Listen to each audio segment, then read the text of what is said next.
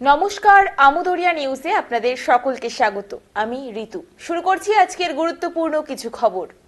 কোচবিহারের কালজানি এলাকায় রবিবার রাত 11:30 নাগাদ একটি ছোট গাড়ি রাস্তার ধারের জলাশয়ে উল্টে 4 জনের মৃত্যু হয়েছে। মৃতদের মধ্যে 2টি শিশুও রয়েছে, সকলেই একই পরিবারের। পুলিশ জানায় মৃতদের নাম হলো সঞ্জিত রায়, বয়স 35 ও বিপাশা সরকার রায়, বয়স 33।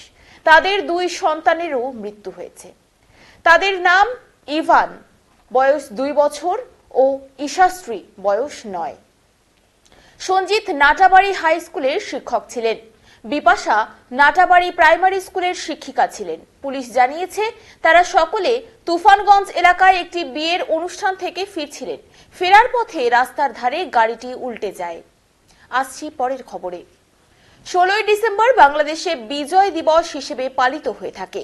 এই দিনেই ভারতীয় সেনাবাহিনীর কাছে আত্মসমর্পণ করেছিল পাক বাহিনী। সেই বিজয় দিবসের 53 বছর পূর্তির প্রাক্কালে রবিবার শেখ হাসিনা সোশ্যাল মিডিয়া পোস্টে তার দেশের অন্তর্বর্তী সরকারের প্রধানকে ফ্যাসিস্ট বলে তোপ দেখেছেন। পাল্টা অন্তর্বর্তী সরকারের প্রধান মোহাম্মদ ইউনূসও স্বৈরাচারী বলে শেখ হাসিনাকে আক্রমণ করেছেন। দেশে পালাবদলের পরে বর্তমানে শেখ হাসিনা ভারতে রয়েছেন। তিনি রবিবার তার পোস্টে লিখেছেন, মুক্তিযুদ্ধের আদর্শের বিরোধিতা করে চলেছে মোহাম্মদ ইউনূস পরিচালিত বাংলাদেশ সরকার। তার অভিযোগ, তারা মদত দিচ্ছেন উগ্র সাম্প্রদায়িক শক্তিকে। সোমবার বিজয় দিবসের 53 বছর পূর্ণ হলো। এই দিনে বাংলাদেশের অন্তর্বর্তী সরকারের প্রধান উপদেষ্টা মোহাম্মদ ইউনূস জাতির উদ্দেশ্যে ভাষণে ভারতের নাম উল্লেখ পর্যন্ত করেননি। তিনি তার ভাষণে শেখ হাসিনাকে স্বৈরাচারী ও ঘৃণ্যতম বলে আক্রমণ করেন। সেই সঙ্গেই বাংলাদেশে 2025 সালের শেষের দিকে ভোট হতে পারে বলে আভাস দিয়েছেন। তা না হলে 2026 সালে হবে বলে জানিয়েছেন তিনি। আসছি পরের খবরে। বাংলাদেশের অন্তর্বর্তী সরকার বিজয় দিবসে ভারতের নাম পর্যন্ত উল্লেখ করেননি।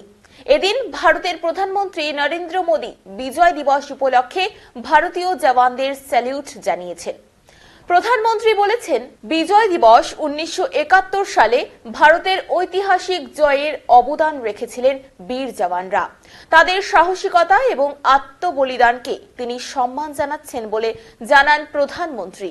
তিনি জানিয়েছেন, ভারতীয় জওয়ানদের নিঃস্বার্থ আত্মবলিদান এবং দৃঢ় সংকল্পই ভারতকে সুরক্ষিত রেখেছিল এবং গৌরব এনে দেয়।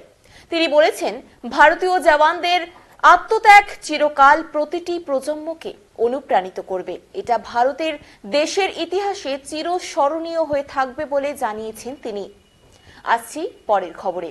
সদ্য সাংসদ হয়েছেন কংগ্রেস নেত্রী প্রিয়াঙ্কা গান্ধী। তিনি সংসদে পা দেওয়ার পর থেকেই ঝাঝালো বক্তব্য পেশ করে চলেছেন। শনিবার সংসদে প্রধানমন্ত্রীর ভাষণের পরে বলার সময় উঠে প্রিয়াঙ্কা গান্ধী বলেছেন, প্রধানমন্ত্রী যে দীর্ঘ ভাষণ দিয়েছেন তা শোনা আর পরপর 2 অঙ্ক ক্লাস করা একই ব্যাপার, দুটোই বোরিং বলে তিনি কটাক্ষ করেছেন। এখন এই পর্যন্তই।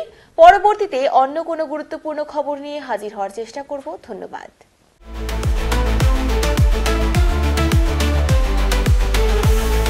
আমুদরিয়া news, Voice of the Marginal.